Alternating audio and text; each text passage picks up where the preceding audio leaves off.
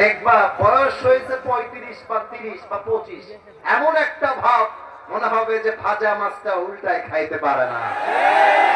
খালি বিয়ে করে ঘরে তুলবা, দেখবা রাজধানী নয় কান লাগিনি বিয়ে করে বাড়িতে নিয়ে আসে। যুবককে বলছে আরে यार सब कुछ तो ठीक ठाक ही था लेकिन अचानक क्या हो गया, ব্যাপার কি? সবই তো ঠিকঠাক ছিল। এখন যুবকটা সাইডে আসছে না, আমি হাসির জন্য বলছি না, একটু পরে বুঝবেন আমি কেনই কথা বলতেছি।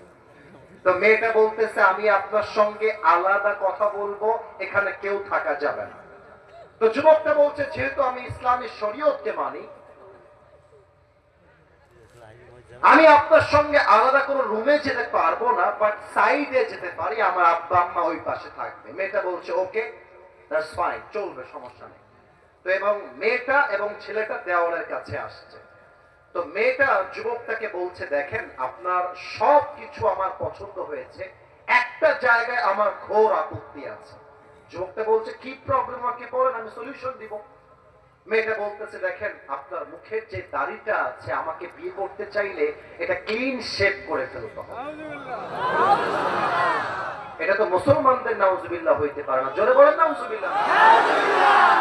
যুবকের মাইন্ড স্ট্রাইক করছে, আরে আজীব কথা, এটা আমার নবীর সুন্নতের দাড়ি। যুবকটা বলছে আপনার মতো হাজার মেয়ে আমাকে রিজেক্ট করলেও আই ডোন্ট কেয়ার, আমার কথা একটা, আমার দাড়ির জন্য যে আমাকে বিয়ে করতে চায় না সে তো আমার বাড়ির বউ হওয়ার যোগ্যতাই রাখে না। আরে যেই না আমাকে দাড়ির জন্য বিয়ে করতে চায় সেই তো আমার বাড়ির বউ হওয়ার যোগ্যতা রাখে। তুমি কি এই ব্যক্তিকে চেনো?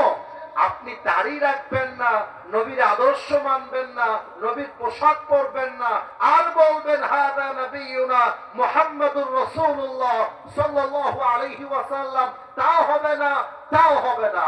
আরে নবী আমার নবী বলার আগে নবীর আদর্শকে পার্লামেন্ট পর্যন্ত নেওয়া লাগবে, ঠিক না?